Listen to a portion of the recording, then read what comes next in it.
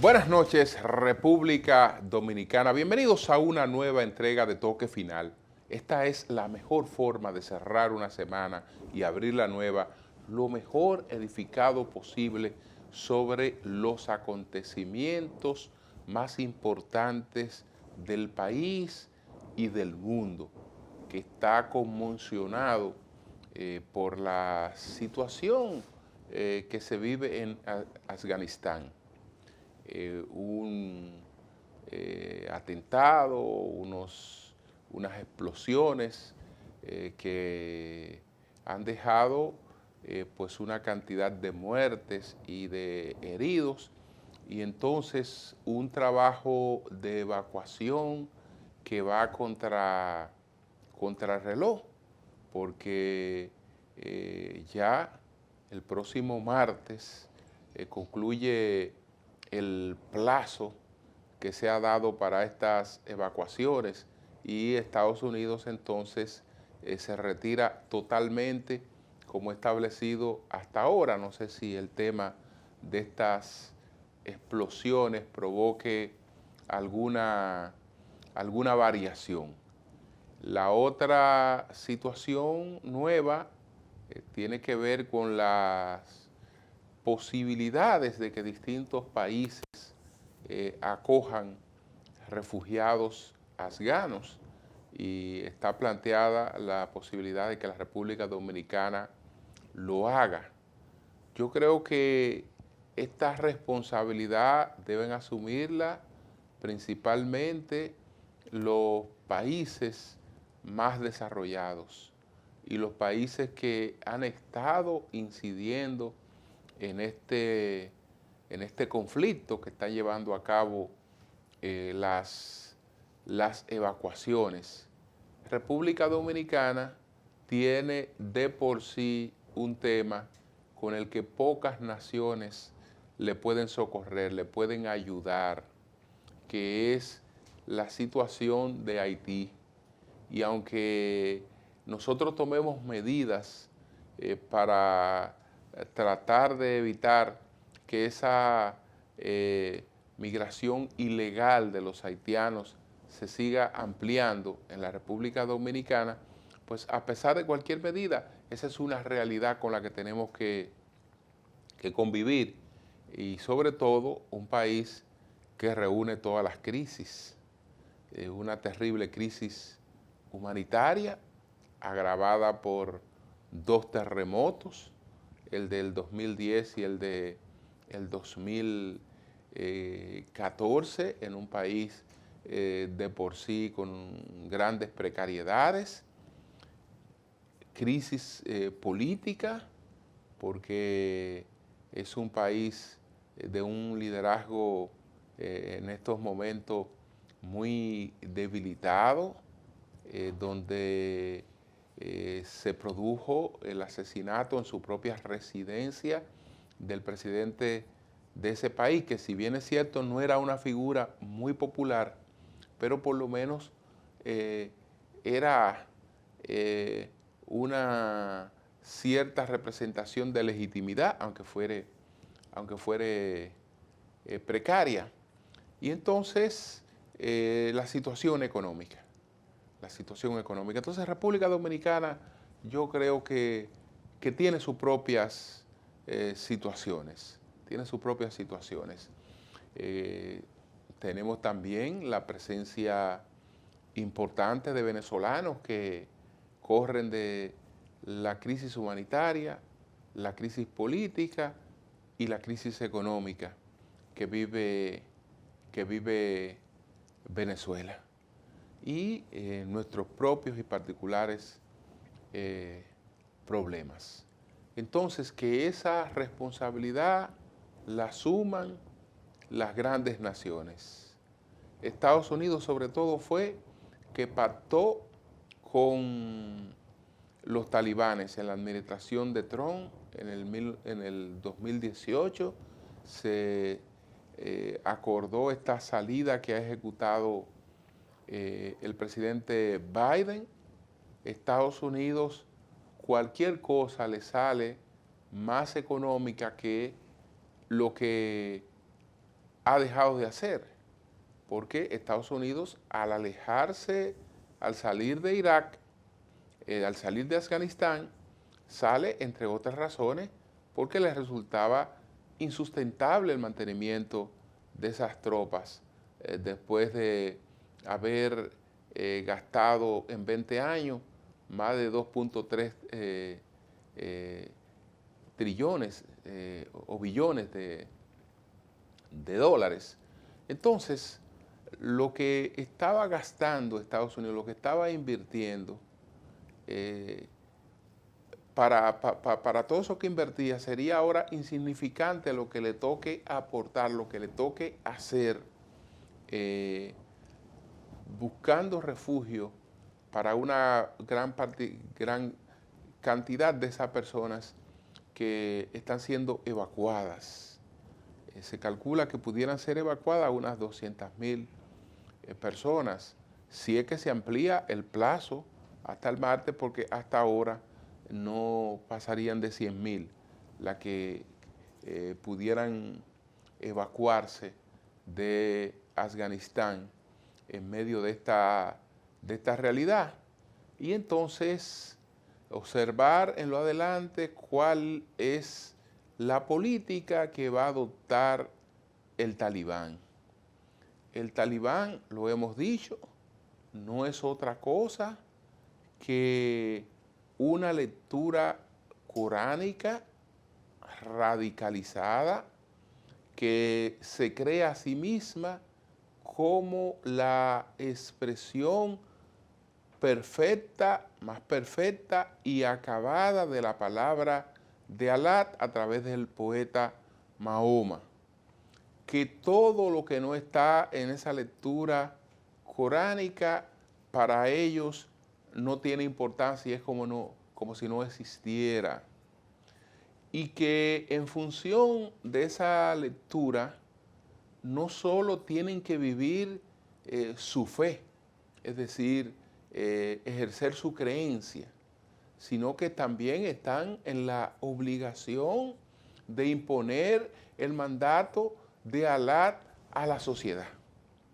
Entonces de ahí no lo saca absolutamente nadie y por eso es sumamente difícil de lidiar con gente que no le teme ni a la muerte.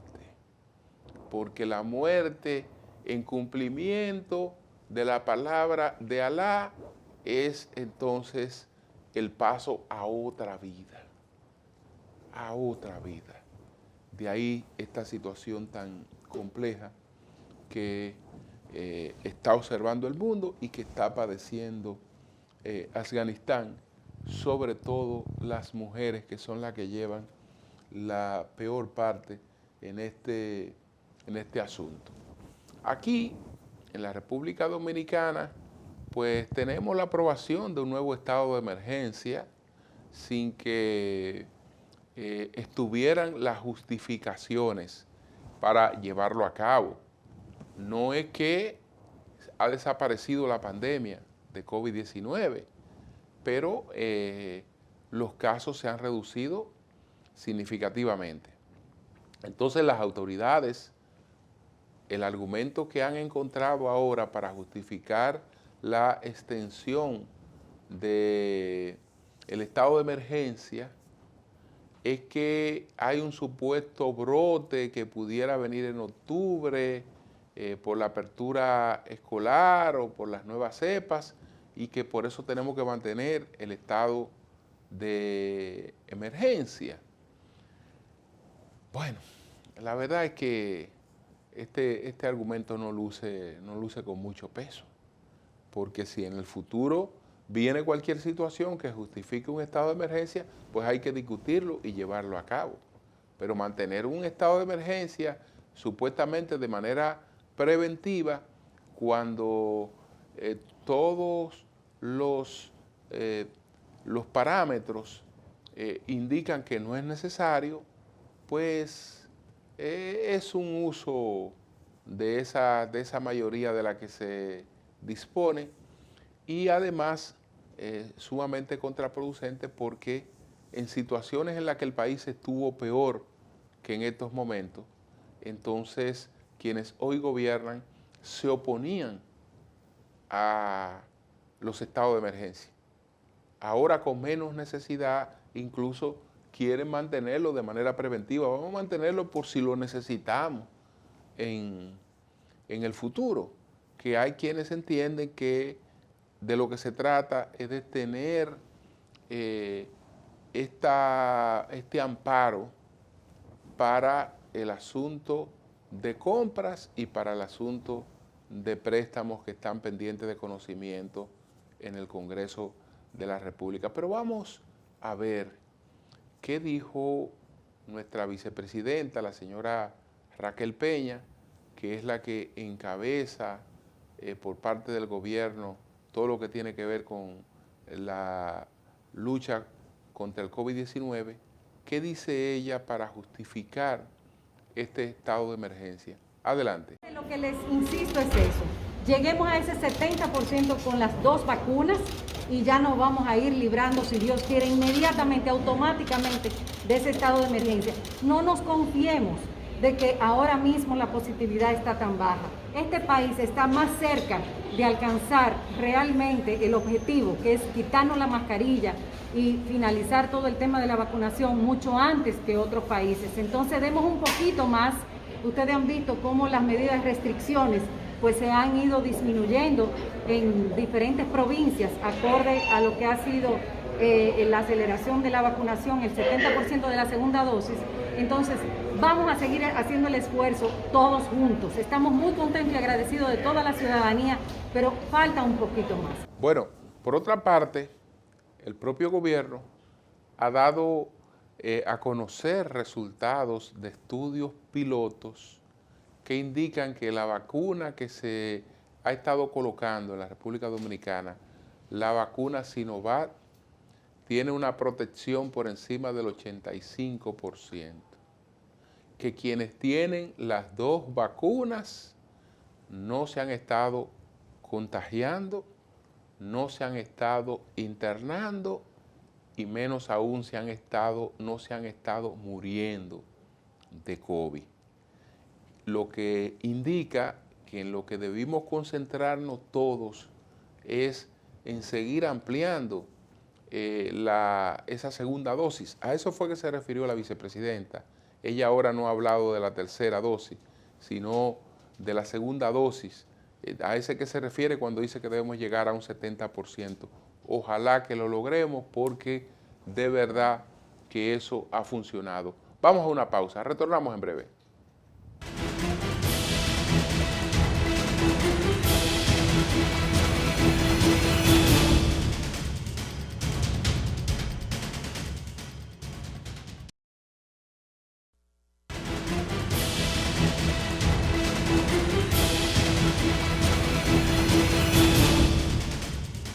Bueno, señores, como veremos al presentar los 10 temas más importantes de esta semana, el discurso que pronunció el expresidente Leonel Fernández fue uno de esos temas.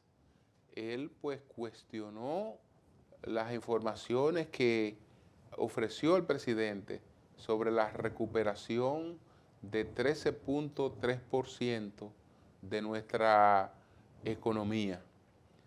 Y el Banco Central, que es quien puso esas cifras en manos del presidente Abinader, pues ha salido a responderle al expresidente Fernández. Pero veamos primero un fragmento del planteamiento del doctor Leonel Fernández. Adelante. En lo que concierne a la economía, es preciso señalar que de conformidad con datos ofrecidos por el Banco Central, durante los primeros 6 meses de este año 2021, la economía dominicana creció 13.3% y se pronostica que para el año en su totalidad crecerá en 7.5%. Parecen cifras astronómicas, pero en verdad se trata de un rebote estadístico que compara la reactivación del crecimiento de este año con el colapso experimentado en nuestra economía en el 2020, que fue de menos 6.7% del PIB. No obstante, cuando se establece una relación entre los resultados del crecimiento económico del 2021 con los del año anterior a la pandemia, el 2019, resulta que la proyección real de crecimiento para el 2021 es tan solo de 0.3%. Fíjense ustedes, de una proyección de crecimiento por rebote estadístico de un 7.5% a una realidad de solo 0.3%. Se trata, por consiguiente, de un crecimiento relativo, lo cual pone en evidencia que utilizando cifras fuera de contexto, se puede confundir al pueblo mediante una manipulación estadística que no refleja la que realmente acontece en los hogares dominicanos. A pesar de los logros obtenidos por las actuales autoridades en mantener la estabilidad macroeconómica y un clima adecuado para la inversión, a los fines de que el país pueda salir de la crisis, lo cierto es, sin embargo, que todavía estamos en una fase embrionaria de recuperación de lo que habíamos alcanzado antes de la pandemia. En tal virtud, saludamos el empeño que ha puesto el gobierno en un importante sector productivo nacional como es el turismo. Pero aún tenemos un camino que recorrer para la total recuperación de la industria sin chimeneas de nuestro país. Bueno, señores, entonces, el gobernador del Banco Central, don Héctor Valdés Albizu, pues ha salido a defender las cifras del Banco Central, que fueron en las que se basó el presidente Abinader en su discurso. Y él sostiene que el crecimiento de este año va a ser superior al del 2019, es decir, al del año antes de la pandemia. Y él habla de la resiliencia de la economía dominicana. Ciertamente esa resiliencia se ha probado en distintas ocasiones, porque la República Dominicana, después de crisis locales o internacionales, su economía pues se ha comportado respondiendo con crecimiento. Vamos a ver inmediatamente un fragmento de la respuesta que dio al doctor Leonel Fernández, el gobernador del Banco Central, don Héctor Valdés Albizu. Adelante. Para referirme a que durante el día de ayer, personalidades vinculadas a los sectores económicos, empresariales y distintos medios de comunicación han solicitado la opinión del Banco Central con respecto a las consideraciones sobre el crecimiento económico dominicano expresadas esta semana por un distinguido expresidente de la República, notable intelectual e importante dirigente político de la oposición. En su alocución indicó que la recuperación experimentada se debe a un rebote estadístico y no a una reactivación real de las actividades económicas. En adición, específicamente, argumentó sobre una supuesta manipulación estadística que no refleja lo que realmente acontece en los hogares dominicanos. Sobre este particular, permítame puntualizar lo siguiente. El Banco Central es la institución oficial encargada de estimar el crecimiento económico y demás variables macroeconómicas, y como tal presenta los resultados aplicando de forma rigurosa a los lineamientos establecidos en los manuales internacionales, por lo cual ha recibido la validación y reconocimiento de los organismos competentes que dictaminan las pautas conceptuales y metodológicas para la compilación de estadísticas entre las que se pueden mencionar el Fondo Monetario Internacional, Naciones Unidas, Organización Internacional del Trabajo, entre otros. De igual forma, se mantiene en un proceso de actualización y mejora continua de los productos estadísticos cuya publicación tiene bajo su responsabilidad, permaneciendo a la vanguardia y siguiendo siempre las últimas disposiciones vigentes en la materia. En lo referente a la afirmación realizada de que la recuperación que actualmente exhibe la economía dominicana constituye un rebote estadístico, considero oportuno resaltar que el Banco Central ha realizado al menos 3 ruedas de prensa en las que ha presentado ejercicios de comparación con respecto al periodo de prepandemia, siguiendo las mejores prácticas internacionales y siendo pionero en realizar este tipo de análisis. Esto así con el objetivo de aislar debidamente el efecto estadístico que provocó la crisis sanitaria al alterar la base de comparación en 2020, evitar interpretaciones erróneas y apreciar mejor la magnitud de la recuperación económica. Conforme a los datos más recientes, la economía dominicana ha superado las expectativas de crecimiento, acumulando un incremento del Producto Interno Bruto en términos reales de 13.3% durante enero-junio del 2021. Este resultado ha permitido revisar al alza las perspectivas de crecimiento interanual para el cierre del 2021, que sería de 2 dígitos, es decir, de 10% o más, tal y como anuncié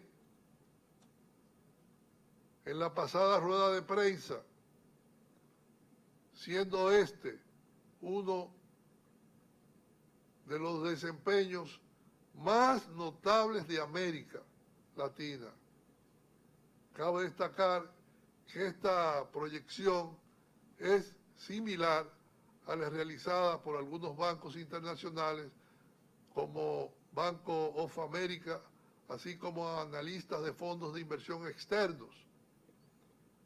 En efecto, utilizando el pronóstico de crecimiento actualizado, el nivel del Producto Interno Bruto real al cierre del 2021 sería superior al del 2019, prepandémico, en aproximadamente un 3%, 10 veces más que el 0.3% señalado por el expresidente, lo que constituye una verdadera proeza ante una crisis sanitaria de magnitud histórica que el país nunca había vivido. Si se compara el desempeño económico del semestre enero-junio 2021 con igual periodo de 2019, el nivel de actividad económica resulta ser de 3.7% superior. Este resultado es sumamente notable y debería de ser apreciado como una muestra fehaciente de la resiliencia de la economía dominicana. Bueno, ahí entonces pudimos ver la respuesta que dio Valdés Albizu al discurso del expresidente Leonel Fernández. Vamos a una pausa, retornamos en breve y entonces ahí vamos a presentar cuáles fueron los 10 temas, además de este, cuáles fueron los 10 temas más importantes de esta semana. Adelante.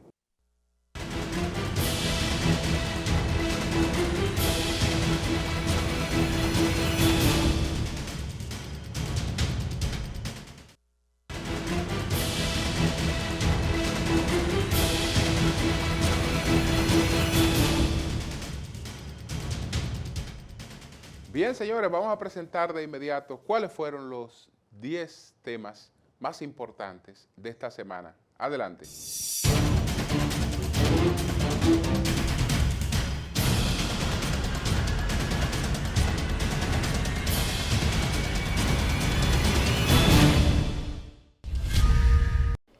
El Poder Ejecutivo promulgó la Ley 198-21 de aduanas, la cual va a modernizar, agilizar, brindar seguridad en el transporte de mercancías, así como tipificar los delitos aduaneros. Entre los puntos novedosos de la pieza de 420 artículos están que tiene 20 nuevas medidas de facilitación de comercio, tipifica 5 delitos, regula las empresas de envíos rápidos y reconoce el uso de tecnología no invasiva en la inspección aduanera como rayos X. Además, establece sanciones que van desde el contrabando, falsificación, cohecho, usurpación de funciones, sobornos y procura que la Dirección General de Aduanas participe más en los procesos de la integración económica internacional, acogiéndose a las nuevas normas del comercio exterior.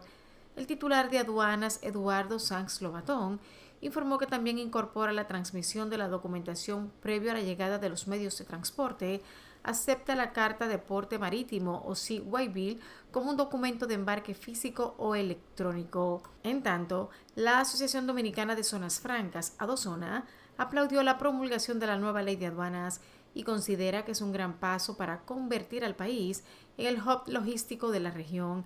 El presidente de ADOZONA, Luis José Bonilla, expresó que la nueva ley de aduanas es de gran importancia, ya que fortalece, moderniza y transparenta el comercio en la República Dominicana, y esto ayuda a posicionar mejor al país ante el mundo. De su lado, la Cámara Americana de Comercio de la República Dominicana aplaudió la promulgación de la nueva ley de aduanas por entender que la pieza legislativa mejorará el clima de inversión nacional y extranjera en el país. El expresidente de la República y presidente del opositor partido Fuerza del Pueblo, Leonel Fernández, se dirigió a la nación la noche del pasado lunes y consideró que carece de sentido tratar de modificar la constitución del país para establecer la independencia del Ministerio Público, debido a que ese órgano ya posee esa característica. En respuesta a lo que dijo el presidente Luis Abinader durante su discurso de rendición de cuentas al cumplirse su primer año de gestión, Fernández cuestionó algunas ejecutorias del gobierno, entre las que citó la aplicación de la tercera dosis de la vacuna contra el COVID-19, el incremento de los precios de los productos de la canasta básica, así como el abandono de los hospitales y la falta de recursos humanos en estos centros, debido a las indiscriminadas cancelaciones de profesionales y técnicos de alta calificación en el área que despliega la gestión del Partido Revolucionario Moderno. El expresidente también consideró imposible que el gobierno de Luis Abinader haya recuperado 714.551 empleos, como ha anunciado, al afirmar que los puestos de trabajos perdidos durante la pandemia fueron de alrededor de 470.000, conforme con la encuesta continua de la Fuerza del Pueblo. El presidente de la Fuerza del Pueblo también cuestionó el crecimiento económico que afirma el gobierno que la República Dominicana tendrá este año, de un 7.5%. Sobre el tema señaló que esa cifra se trata de un rebote estadístico que compara la reactivación del crecimiento de este año con el colapso que sufrió la economía en el 2020, que fue de menos 6.7%. El exmandatario dijo que algo que ha observado también son los niveles de angustia, ansiedad y frustración en la población dominicana por el alza de los precios de la canasta familiar. El año escolar 2021-2022 en modalidad presencial comienza este próximo 20 de septiembre, según informó el Ministerio de Educación. La disposición fue anunciada luego de que el Consejo Nacional de Educación aprobó el calendario escolar que regulará las actividades docentes y administrativas en los centros educativos públicos y privados durante el año escolar. El ministro de Educación, Roberto Fulcar, destacó que el calendario escolar aprobado por el Consejo es de carácter flexible, por lo que el MINER podría insertarle cambios de acuerdo con las circunstancias, siempre procurando no afectar la ejecución de los días laborables previstos. Asimismo, el ministro informó que en este nuevo año escolar serán incluidos alrededor de 200 centros educativos a la jornada extendida, ya que está previsto todo el proceso de garantizar la alimentación a los alumnos. Fulcar comunicó que los estudiantes, además, contarán en este periodo escolar con sus respectivos libros de textos y con los materiales suficientes para que este año escolar sea exitoso. La trayectoria de vida y política de la directora de Ética e Integridad Gubernamental, la doctora Milagros Ortiz Bosch, fue reconocida en el Senado de la República en un acto que encabezó el presidente de la República, Luis Abinader, donde se le hizo entrega de un pergamino en que se destacó su compromiso con la pulcritud, la transparencia y la honestidad en la política. Ortiz Bosch, la luchadora incansable por la democracia que ha jugado su rol en las diversas etapas de la historia del país, lució emocionada mientras el senador Alexis Victoria Chep y el presidente del Senado, Eduardo Estrella, valoraban su impronta tanto pública como privada. De su lado, el presidente del Senado, Eduardo Estrella, destacó los principios éticos y morales de Bosch, al tiempo que precisó que reconocer su labor es enseñar a las presentes y futuras generaciones que la honestidad es un valor importante en la vida del ser humano. Al tomar su turno ante el Salón de la Asamblea Nacional, la encargada de la Dirección General de Ética e Integridad Gubernamental y quien lleva en su haber ser la primera mujer electa como vicepresidente de la República, se tomó su tiempo para dejar su sello de amor por la patria mientras recordaba sus inicios como congresista. El renunciante director de Radio Televisión Educativa, Miguel Ortega, depositó ante la Dirección de Ética Gubernamental las evidencias acerca de su denuncia sobre una alegada propuesta indecente que le hiciera una persona identificada como Luis Lebrón y que también es funcionario del Ministerio de Educación.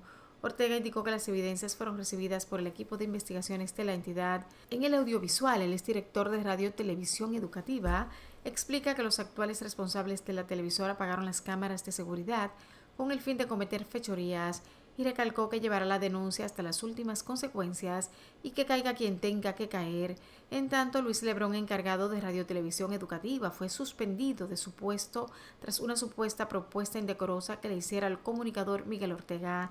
Tras la proposición, Ortega confirmó que Lebrón fue suspendido en el contexto de un supuesto desvío de 3 millones de pesos cuando era subdirector de Radio Televisión Educativa.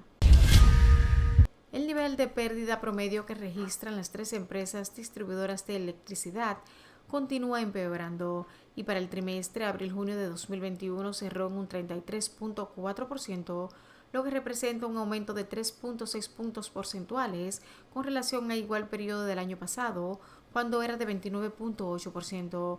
Ese nivel supone que las 3 compañías públicas perdieron más del 33% de la energía que deberían cobrar a los usuarios, una cifra que el sector empresarial, específicamente las empresas generadoras de electricidad, ven con preocupación.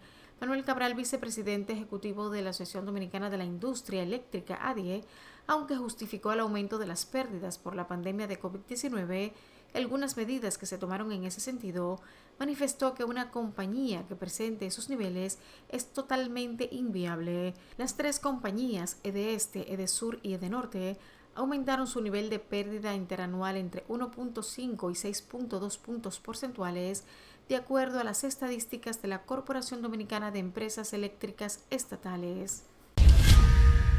A pesar de la pandemia, el mercado de valores en República Dominicana ha crecido de forma relevante en los últimos 20 años, hasta alcanzar una profundidad de más de 32.000 millones de dólares y un volumen anual de transacciones que se proyecta este año en más de 85.000 millones de dólares, lo cual equivale al monto de nuestro Producto Interno Bruto. Sin embargo, aún no se había podido desarrollar el significativo mercado de emisión de acciones por múltiples trabas estructurales y por la falta de algunos reglamentos necesarios e incentivos básicos, señaló el presidente de la República, Luis Abinader.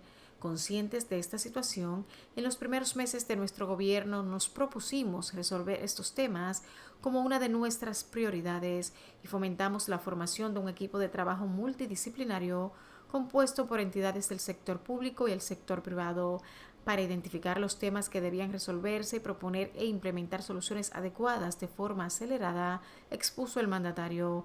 En ese contexto nació el proyecto de Ley de Fomento al Mercado, el cual se convierte en ley para resolver la mayoría de los problemas estructurales que históricamente han frenado el desarrollo del mercado de emisión de acciones e introduce incentivos temporales para dinamizar el mismo.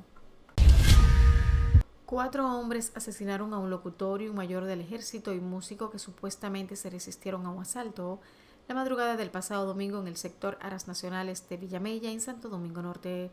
Los muertos son el oficial y acordeonista José Antonio Santana, de 48 años, y el locutor Manuel Manny Méndez, de 63.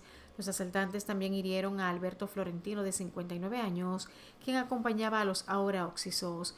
Las víctimas regresaban de una fiesta en el Hotel Sheraton y alrededor de las 3 de la mañana se estacionaron en el estudio de grabación y mientras guardaban los equipos fueron interceptados por Amaury Báez de la Rosa y otros 3 hombres, solo identificados como Brian, Taiga y Morocho, quienes los encañonaron. Méndez era un reconocido locutor de Tamayo que trabajó en varias emisoras de la capital. En tanto, el oficial fue por más de 12 años chofer y colaborador del ex procurador general de la República, Jean Alain Rodríguez. En ese mismo orden, la Policía Nacional informó el apresamiento de 2 hombres vinculados al homicidio.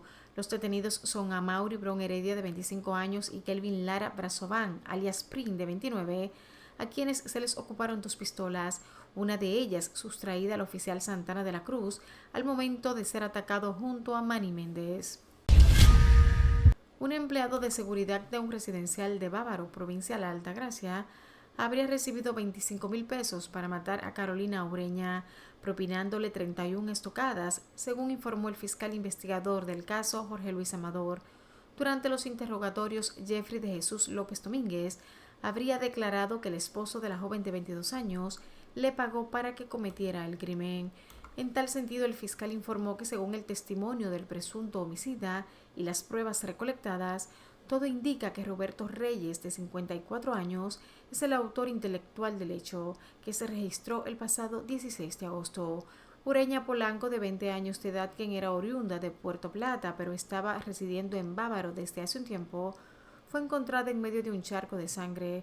2 cuchillos y sus pertenencias ensangrentadas fue el escenario en el que encontraron el cuerpo de la joven. Finalmente, presión entre las potencias aliadas, continuas llamadas telefónicas entre dirigentes y una evacuación a contrarreloj en medio de una inminente crisis humanitaria.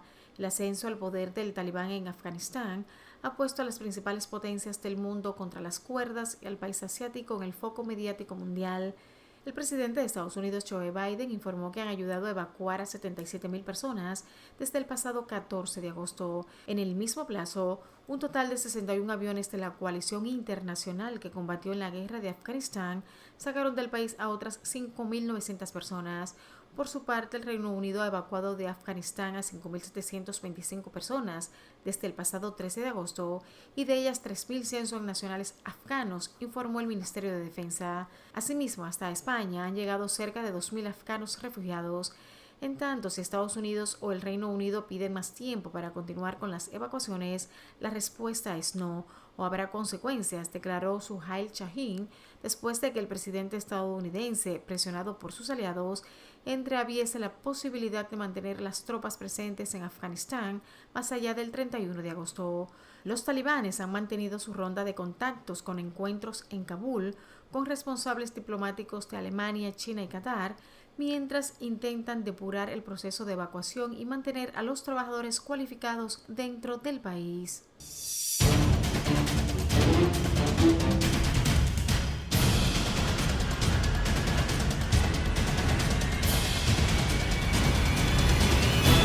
Vamos a la pausa. Entonces, al regreso, vamos a presentar las 3 preguntas que fueron formuladas esta semana al doctor Eduardo Jorge Prats y abordamos el tema de la solicitud, desde mi punto de vista absurda, de devolución de un 30% de los ahorros del sistema de pensiones. Adelante.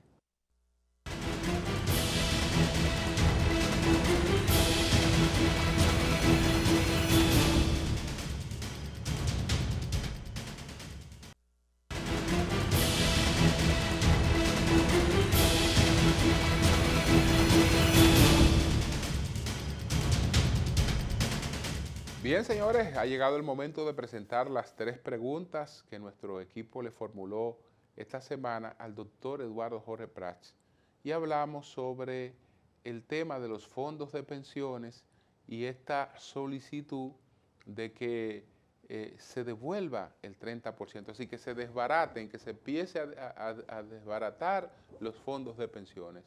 Adelante.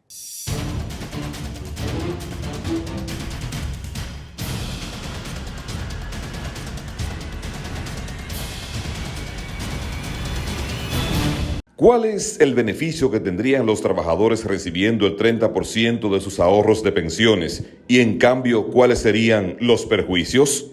Los beneficios serían muy pocos, porque con el retiro de los fondos y la inyección a la economía de decenas de miles de millones de pesos, se produciría un calentamiento de la economía tal y se afectaría la estabilidad macroeconómica, porque se retirarían estos fondos de las inversiones que existen ya en títulos de Hacienda Pública y del Banco Central. Se produciría una inflación. La tasa de la prima del dólar pasaría de unos 58 pesos ahora a 120. Y entonces con una persona que retire esos fondos va a tener muy poca posibilidad de utilizarlo, porque se va a erosionar el valor de la moneda inmediatamente. Sin embargo, los beneficios de mantener los fondos por el tiempo hasta la edad de retiro te permite a ti tener una pensión por una parte del salario que tú has devengado promedio durante toda tu vida laboral. Es la seguridad para los años en que estamos más viejos y tenemos menos capacidades físicas y posibilidad de valernos por nosotros mismos. ¿Qué opina de la propuesta de eliminar la intermediación de las ARS y las AFP? La actividad que realizan las administradoras de fondos de pensiones es clave para la rentabilidad del sistema. Si nosotros analizamos los más de 700 mil millones de pesos acumulados por el sistema desde su entrada en funcionamiento a partir del año 2001, veremos que un 53%, más de la mitad de esos fondos, es decir, casi 500 mil millones de pesos, son fruto de la rentabilidad adquirida por esas inversiones en manos de las administradoras de fondos de pensiones. Es decir, que la labor que realizan estas administradoras es clave, porque las mismas tienen todo un staff dedicado precisamente a buscar las inversiones más atractivas para estas inversiones de los trabajadores. ¿Funcionaría mejor un sistema donde el Estado sea el garante de la salud colectiva y los planes de pensiones? Bueno, ya nosotros tuvimos ese estado desde 1947 hasta 2001 y lo que tuvimos fue un fracaso, el fracaso del sistema de reparto, tanto en el área de pensiones como en el área de salud. Recordemos el célebre Instituto Dominicano de la Seguridad Social, recordemos cuáles eran los niveles de salud que había. Ahora todo el mundo tiene acceso a los servicios de salud, tanto en establecimientos hospitalarios privados como públicos. Y ahora todo el mundo que está trabajando o ha trabajado tiene derecho a una pensión. Es decir, no hay ningún beneficio en estatizar.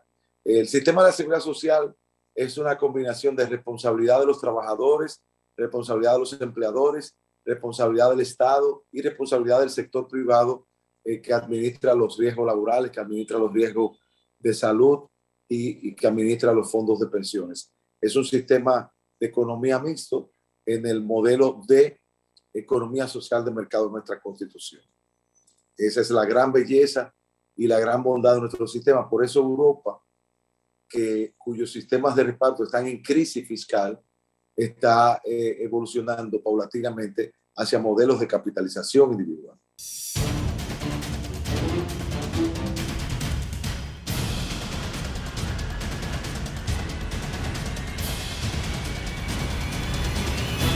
Bien, vamos a una pausa y entonces al final tendremos el enfoque de la semana.